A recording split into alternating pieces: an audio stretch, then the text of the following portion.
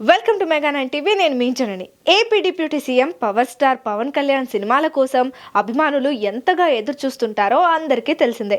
పవన్ కళ్యాణ్ సినిమాల కోసం పడిగాపులు కాస్తుంటారు ఆయన ఫ్యాన్స్. అయితే ఏపీ డిప్యూటీ సీఎంగా బాధ్యతలు నిర్వహిస్తున్న పవన్ కళ్యాణ్ అప్కమింగ్ మూవీస్ కింద హరిహర వీరమల్లు, ఓజీ, ఉస్తాద్ భగత్ సింగ్ సినిమాలు ఉన్నాయి. వీటిలో ఏ ఒక్క సినిమా అయినా త్వరగా థియేటర్స్లో రిలీజ్ కాకుండా ఉంటుందా అని 1000 కళ్ళతో పవన్ కళ్యాణ్ అభిమానులు ఎదురు చూస్తూ ఉన్నారు. వీటిలో అన్నింటికంటే ముందుగా ఓజీ సినిమానే థియేటర్స్లో రిలీజ్ అయ్యే అవకాశాలు ఉన్నాయని టాక్ కూడా నడుస్తోంది. అయితే తాజాగా పవన్ కళ్యాణ్ అభిమానులకే కాకుండా ప్రేక్షకులకు కూడా గుడ్ న్యూస్ చెప్పింది ఓ OTT platform. Pawan Kalyan OG movie theatrical release కు ముందే ఓటీటీ ప్లాట్ఫామ్ ఫిక్స్ అయ్యింది. ఈ విషయాన్ని అధికారికంగా సంక్రాంతి పండుగ పూట సోషల్ మీడియా ద్వారా ప్రకటించింది.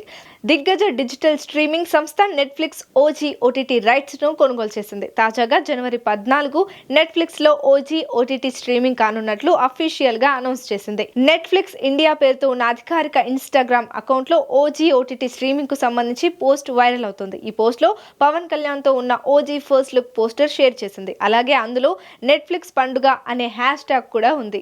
ఈ పోస్ట్ షేర్ చేస్తూ ఓజీ ఈజ్ బ్యాక్, ప్రతి ఒక్కరూ ఆ హిట్ ను ఫీల్ అవుతారు.